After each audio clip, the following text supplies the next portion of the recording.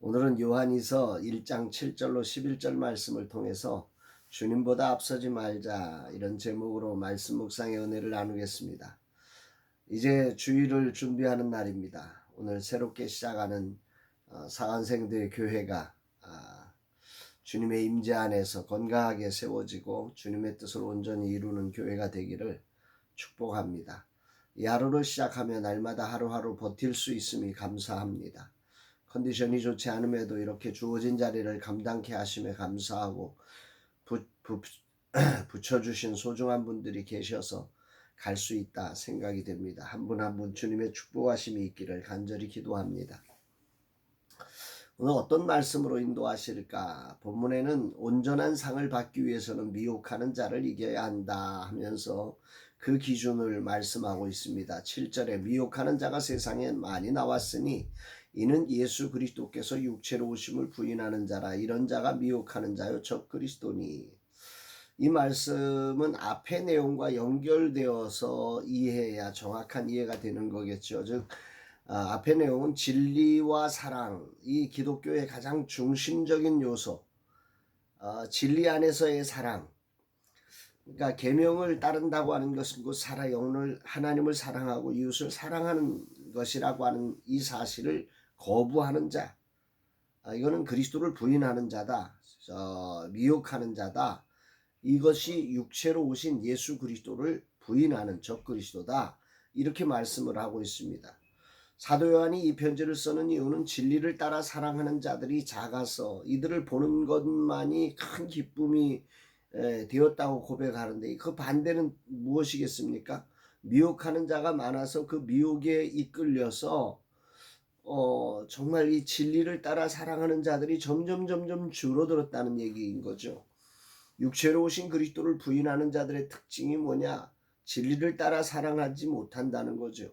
사랑 안에서 삶을 경영하지 않고 분위기를 따라서 살아도 된다고 외치는 자들이라는 말입니다. 그래서 사도 요한은 8절에서 이렇게 외칩니다.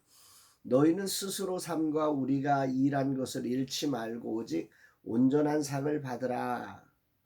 계명을 따라 사랑 안에서 삶을 경영하여 온 그 소중하게 맺은 상을 잃지 말아라. 반드시 상을 받아내야 한다. 이렇게 외치는 거죠. 그러면서 사도 요한이 울림을 주는 한마디를 합니다. 9절. 지나쳐 그리스도의 교훈 안에 거하지 아니하는 자는 다 하나님을 모시지 못하되 교훈 안에 거하는 그 사람은 아버지와 아들을 모시느니라. 이 세번역 성경의 번역으로 보면 지나치게 나가서 그리스도의 가르침 안에 머물지 아니한 사람은 누구든지 하나님을 모시고 있지 아니한 사람입니다. 그 가르침 안에 머물러 있는 사람은 아버지와 아들을 다 모시고 있는 사람입니다. 이렇게 말씀합니다.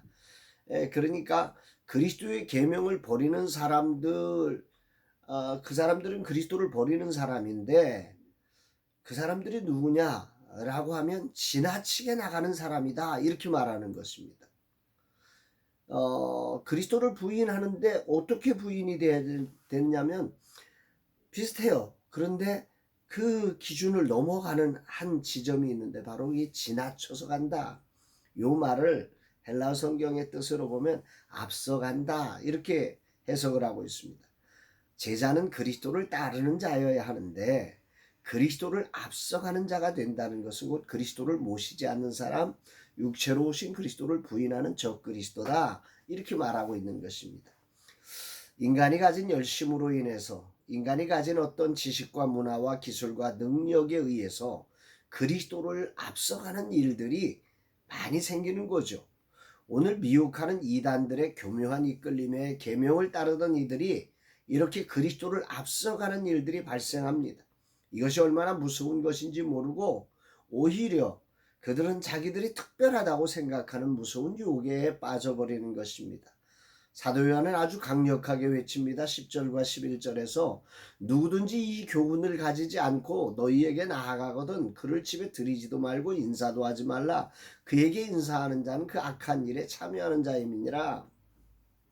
여기서 사도 요한은 교묘하게 그리스도께서 육체로 오심을 부인하고 거짓된 진리를 자랑하며 선전하는 자들을 강력하게 거절할 것을 권면하고 있습니다. 사도 요한은 사랑의 사도인데 사랑의 사도답지 않은 언어를 표현하고 있는 거죠. 왜 그럴까요? 사랑의 또 하나의 위대한 특징인데 사랑은 보호를 향한 뜨거운 열정의 능력을 가지고 있습니다. 요한은 당신의 사랑하는 성도들이 하늘의 상을 잃어버릴까, 미혹당하여서 이들이 영원한 파멸로 떨어질까, 이것을 생각하면서 그 사랑으로 아주 강력한 보호막을 펼치고 있는 거죠. 이게 진짜 사랑입니다. 오늘 이 지나쳐라는 단어가 오늘 아침에 저에게 묵상의 주제가 됩니다. 삶을 사노라면 그리스도의 계명 안에 거하는 삶이 답답하게 느껴질 때가 많습니다. 그때 자신이 느끼는 어떤 좋은 생각들, 특히 이단이 미혹하는 내 안에 있는 생각들로 계명을 앞서가려는 유혹이 올라오는 거죠. 이런 순간 주변에 우리의 상을 빼앗으려는 미혹하는 자의 손길에 계명을 지나쳐 앞서가는 실수를 행할 때가 인간은 참으로 많습니다. 돌아보면 이단에 빠지지는 않았지만 계명을 지나쳤던, 계명을 앞서갔던 순간들이 많았음을 주님 앞에 자백합니다. 하늘에 온전한 상이 있기를 어찌하든지 방해하는 사단의 미혹 앞에서 오늘도 계명을 지나치지 않고 겸손히 계명을 따라 사랑하는, 사랑 안에서 삶을 경영하는 하루의 삶이 되기를 소망합니다.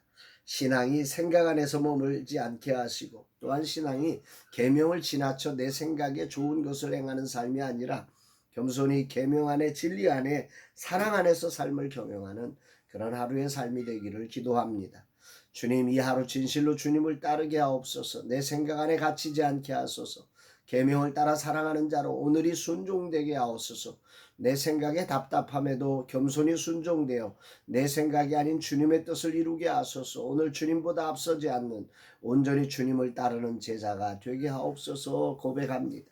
사랑하는 여러분, 여러분들의 삶에도 이런 놀라운, 정말 그리스도 안에 있는 이 온전한 상을 누리는 복된 날 되기를 주님의 이름으로 축복합니다.